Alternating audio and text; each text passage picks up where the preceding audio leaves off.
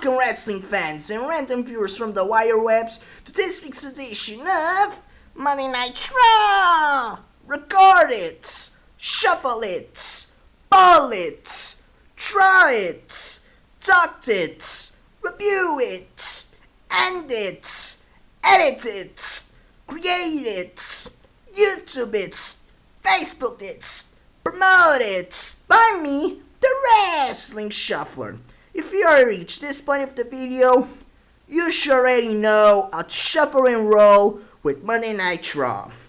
Now, before I actually start playing the Monday Night Raw thingy, I like to give a very special shout out. Yes, once again, if you saw my videos already, you should already know that all my shoutouts are special. One way or another. At least the people who see the shoutouts appreciate. So that's what makes it special.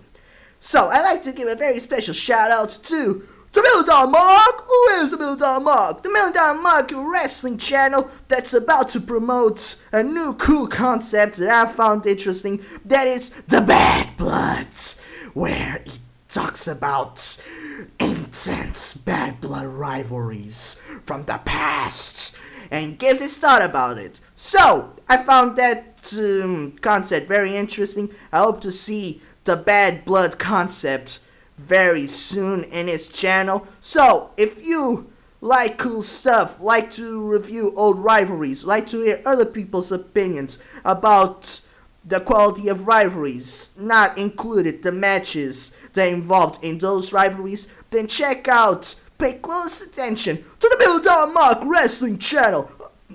I'll put his YouTube wrestling channel in the description box down below. I'm looking forward to see that stuff. I hope when the very few of you who watch this listen to this and get excited about this just as much as me. Give this guy a try. He is pretty good at what he does. And 123 subs, yes, I checked, will agree with me on that one. So check this guy's out. Check this guy's out. He's very good at what he does, and I actually am looking forward to this new concept called the Bad Blood. Okay, enough of this chicka checka. Now it's time to play Monday Night Raw. Okay, we got a deck to shuffle because I am a shuffler, not a swindler. The great rock and roll swindle that's not me at all. Okay. Gotta shuffle it. Review it. I already talked about this intro. Okay. We have the deck. Now it's time to put in the ball to make the perfect Raw review. Review X. I wonder if I do this enough that I will create the Powerpuff Girls. That would be so sweet. I'm a lazy asshole. I would make the free bug-eyed girls do all the stuff that I'm lazy to do. But, you know, okay. That's it. I've got to draw the first cards. What I'm gonna talk about this Monday Night Raw will be 3 things I've found overplayed. Once again, the main event between John Cena and Seth Rollins in that steel cage match. Overplayed as heck. I mean, tell me one steel cage match from this year that John Cena's been in that he won or he lost without interference. I dare you. Because I'm short, nothing occurs to me. Okay, the second thing I found overplayed was once again putting Paul Heyman against Chris Jericho in the stupid app stipulations that they put it. I mean, those stipulations that you put to select on the WWE app should have been a clue that something screwy was going to happen. Because how come you can have a match with Chris Jericho and Paul Heyman involving a street fight, no holds barred, and another extreme stipulation I don't know about. How can you do that? To me, that's calling, hey, this is predictable. Somebody is going to interfere it. God forbid that was actually a wrestling match between those two. At least give a little suspense about it. So that's about it, except for Chris Jericho gets Paul Heyman. The first thing I found overplayed was Big Show once again winning, pinning Eric Rowan with the punch. Stupid, doesn't do nothing to me.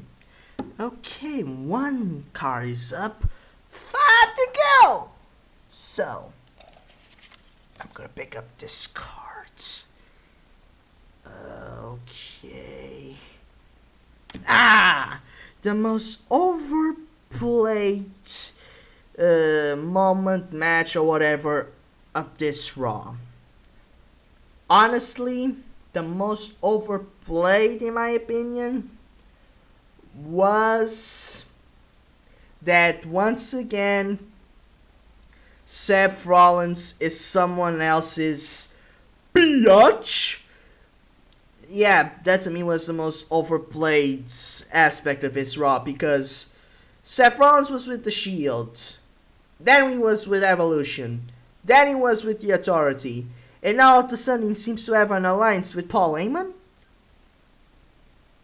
What the hell? Why just could be Seth Rollins and his stooges? Just saying. And to me that was, it seems to me like very much of Dolph Ziggler kind of way, you know? When Dolph Ziggler's very few title opportunities, he had to be associated with either Maria, AJ Lee, Vicky Guerrero, and I see that kind of pattern with Seth Rollins. He's moving from this guy to the other guy to the other group. When I see Seth Rollins doing stuff on his own, that was what I want to know. So that to me is the most overplayed aspect about this Raw, at least for me. Okay, 4 cards to go, biatches. Okay, I'm going to pick. Damn it. I'm going to pick this card right here. What I'm going to talk about this Raw will be 3 things I found very well done. Chris Jericho's promo at the start was spot on. The creative ways he found, especially the non-PG ways he found to call Fandango, was very freaking good. I like that a lot.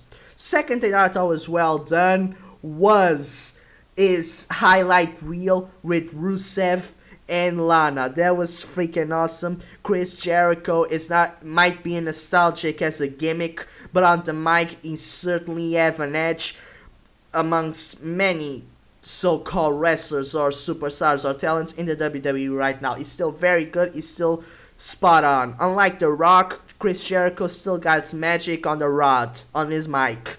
So that's the second thing I thought was very well done to me. The third thing I thought was well done about this show was the spear. The way that Fandango sold the spear on Roman Reigns. That was freaking cool as heck. I love the way that they're making Roman Reigns spear. Although the Superman punch is his most popular finish, but the spear, the way that Fandango sold that spear was freaking off the hook. It reminded me of a pale comparison to Goldberg's, at least for me though.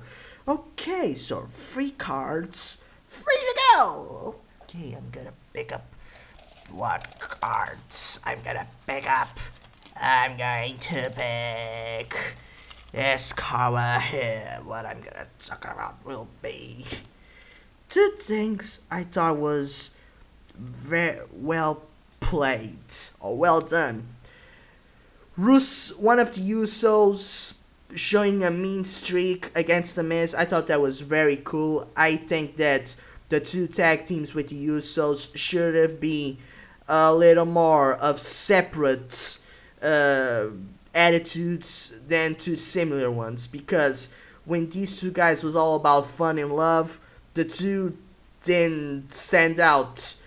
But showing this mean side of one of the Usos in this more add up, more calm side, just makes the Usos stand out as individuals in a tag team, which makes tag team that more interesting because most successful tag teams were about the differences within the team, the complementaries between those two, than the actual similarities. You see a tag team like the Hollywood Blondes with Brian Pillman and Steve Austin.